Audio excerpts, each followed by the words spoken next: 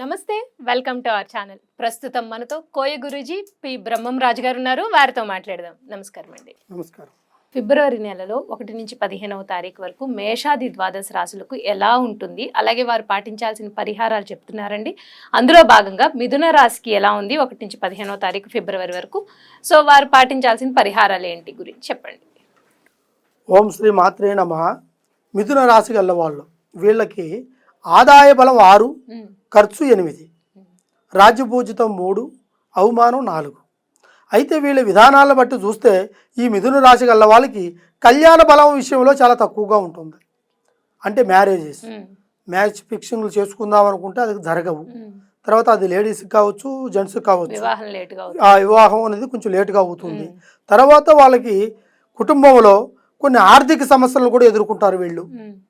Marriage అయిన వాళ్ళు కావచ్చు, కాని వాళ్ళు కావచ్చు. ఎందుకంటే కొన్ని రుణ బాధలు, ఒక అప్పు చేసినప్పుడు ఆ అప్పును తీర్చడానికి నానా తిప్పలు పడుతూనే ఉంటారు. ఎటుకూడి ఇచ్చిన మాటను పోగొట్టుకోకూడదు కదా, అవతల అప్పు తీర్చాలి, మన సమస్యల పరిష్కారాలని ప్రయత్నం చేస్తూనే ఉంటాడు. ఈ అప్పు వల్ల మళ్ళీ ఇంకో అప్పు చేయాల్సి వస్తుంది. ఇట్లా తప్పు మీద అప్పు మీద తప్పు చేసుకుంటూ పోతుంది. దానివల్ల ఎదుగుదల తగ్గుతుంది. ఎక్కడ అప్పు చేయాలో దాన్ని ఎంతవరకు చేయాలో అంతవరకే పరిమితం పెట్టుకోవాలి. ఆ పరిమితం దాటిన తర్వాత మీరు అప్పులు చేస్తున్నా కొద్దిగా మీరు రుణ బాధల్లోకి పుడుకుపోతారే తప్ప దాంట్లోంచి సమస్యలోంచి బయటికి రాలేరు. తర్వాత ఒక మ్యారేజ్ విషయంలో 1, 2 చూసాం, దానికి తగ్గ ప్రాబ్లం ఏదైనా ఉంటే దాన్ని గుడికాడికి పోయేదో లేకపోతే స్వామి దగ్గర పోయి పరిష్కారం చేసుకునేదో చేసుకొని దాని తర్వాత ప్రయత్నం చేయాలి. అప్పుడు కంపల్సరిగా ఆ ఒక్క పరిహారానికి సరైన ప్రయత్నం దొరుకుతుంది, వాళ్ళకి కళ్యాణం కూడా జరుగుతుంది. అటువంటి అవకాశం. అదేవిధంగా ఈ మిథున రాశి గల వాళ్ళు ఎక్కువగా రేపు చేయాల్సిన పని గురించి ఈరోజు ముందుగా చెప్పి చేసే అలవాటు ఎక్కువగా ఉంటుంది. రేపు చేసే పని ఈరోజు ముందుగా చెప్పి చేస్తే ఆ పని జరగదు. అందరితో చెప్తున్నారు. మన ఇంట్లో వాళ్ళకి చెప్పుకుంటే పర్వాలేదు, బయట వాళ్ళకి ఎవరికి చెప్పినా కూడా ఒక్కొక్కరు కన్ను ఒక్కొక్కరి మనసు ఎలా ఉంటుందో తెలియదు. అంటే వీడు ఏదో చేయబోతున్నాడు, వీడికి చిల్లికి గవానా లేదు వీడికి, అయినా సరే వీడు ఏదో పెద్ద ప్రయత్నాన్ని ఆలోచిస్తున్నాడు అనే ఆలోచన నలుగురికి వెళ్ళిపోతుంది. అది మనకి ఎలా వస్తుంది ఆ ప్రభావం? ఇప్పుడు ఎవరన్నా ఒక హెల్ప్ చేస్తున్నంటారు, ఆ హెల్ప్ గురించి ఇంకోటితో చెప్పడం అది కరెక్ట్ కాదు.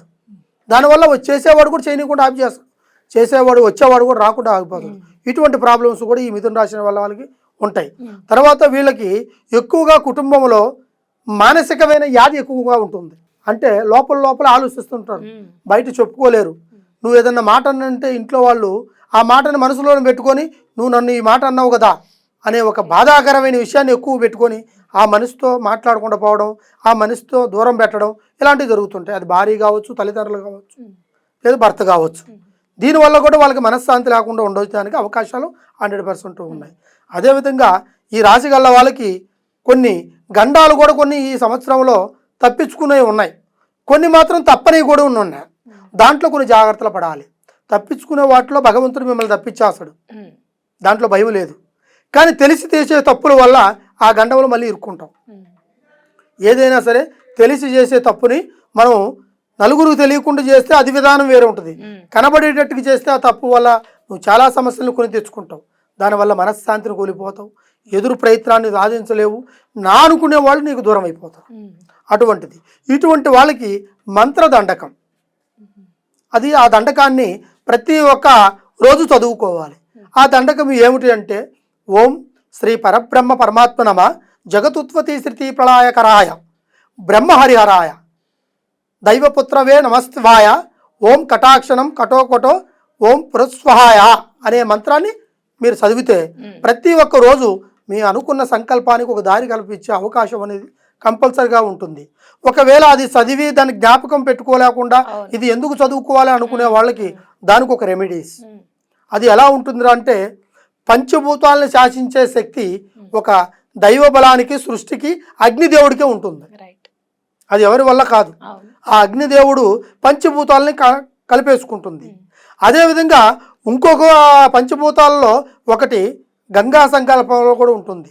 ఆ గంగ ఎటువంటి మురికి సంబంధించిందైనా, ఎటువంటి కుళ్ళుకు సంబంధించిందైనా విముక్తి చేసేంత శక్తి గంగకు ఉంటుంది. అంటే నీరు, గాలి, నీరు, నిప్పు, ఈ ఒక్క వాయువు, తర్వాత దీనికి సంబంధించింది ఒక అగ్ని, ఇవన్నీ ఒక అగ్నిలో పంచభూతాలుగా కలిసి ఈ యొక్క సంకల్పాన్ని ఏర్పాటు చేసేది ఒక లక్ష్మీ యంత్ర బలమైంది, ఒక మంత్రక దండంలో ఉండే యంత్ర కట్టు అంటారు. అది బీజాక్షరాలతో రాస్తారు. అది ఎక్కడ పెడితే అక్కడ దొరకదు. మనకు దొరుకుతున్నాయి కదా అని కొట్లాలో తెచ్చుకునేవి కావు. దానికి సంబంధించింది ఆ రాశి గల్ల వాళ్ళకి సంబంధించింది, దాన్ని చూసి దాన్ని ఏర్పాటు చేసి ముద్రకి చేసి ఇస్తారు. ఆ పేరు బలాలకే వర్తిస్తాయి. ఎందుకంటే ఈ మిథున రాశి గల వాళ్ళకి వాళ్ళ పేరు ఏమిటి, వాళ్ళ నక్షత్రం ఏమిటి, వాళ్ళ జన్మ నక్షత్రం ఏమిటి, దాన్ని బట్టి చేయగలగాలి.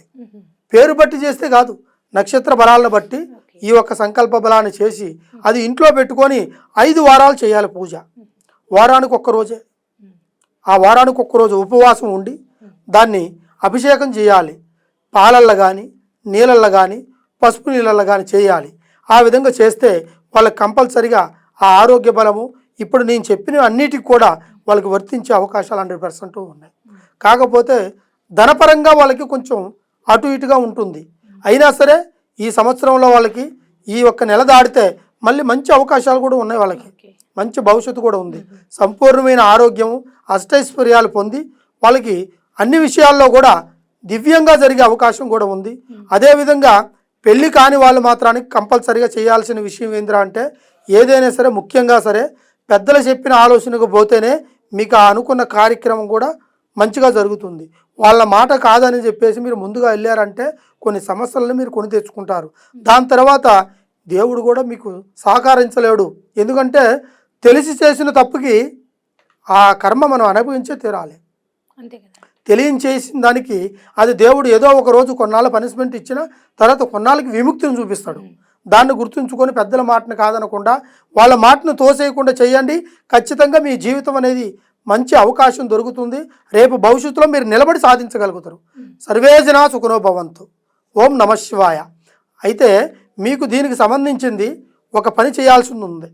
ఎలాంటిది అంటే, ఒక పని చేసేటప్పుడు ఇంకొకటి మనకు అడ్డు వచ్చి పడుతుంటుంది. అది ఎలా వస్తుందంటే, మనకు తెలిసిన వాళ్ళే ఈ పని ఎందుకు చేస్తున్నావు, ఇది చెయ్యొద్దు అంటారు. కానీ అది నీకు మనస్ఫూర్తిగా నచ్చితే ఆ పని మీరు చేయొచ్చు. నచ్చకపోతే చెయ్యొద్దు. కానీ వాళ్ళు వచ్చి చెబుతారు ఇది వద్దని. కానీ ఆ ఒక్క ప్రభావం నీకు ఉపయోగపడితే నువ్వు చెయ్యి. ఉపయోగం లేని దాని గురించి చేసి దానివల్ల నువ్వు ఇబ్బంది పడి నీకు సంబంధించిన వాళ్ళు కూడా ఇబ్బంది పడతారు. అలా చేయొద్దు. ఈ మిథున రాశి గల్ల వాళ్ళ విధానం ఈ విధంగా ఉంటే వీళ్ళ ఆలోచనలల్లా వీళ్ళకి కొంతమంది చెప్పుడు మాటలు కూడా ఎక్కువగా వింటుంటారు. ఆ చెప్పుడు మాటలని మాత్రం ఎక్కువగా మనసులో పెట్టుకోవద్దు. తర్వాత వీళ్ళకి ఎక్కువగా ఏంటంటే బయట నుంచి కొన్ని సమస్యలు కూడా వస్తూనే ఉంటాయి. దాన్ని కూడా ఎదుర్కోవాలి. ఆ సమస్యలు ఎలా ఉంటాయి అంటే, ఒకటి కాకపోతే ఒకటి మాత్రమే వస్తూనే ఉంటుంది.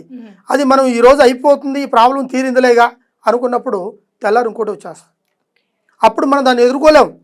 ఈ ఒక్కదానికే ఈ విధంగా అయిపోయిందే, ఈ మళ్ళీ ఒకటి వస్తుంది అనుకునే ఆలోచన వచ్చినప్పుడు ధనానికి, మనశ్శాంతికి, ఆరోగ్యానికి, కుటుంబానికి అన్నిటికీ దూరం అయిపోతాడు మనిషి.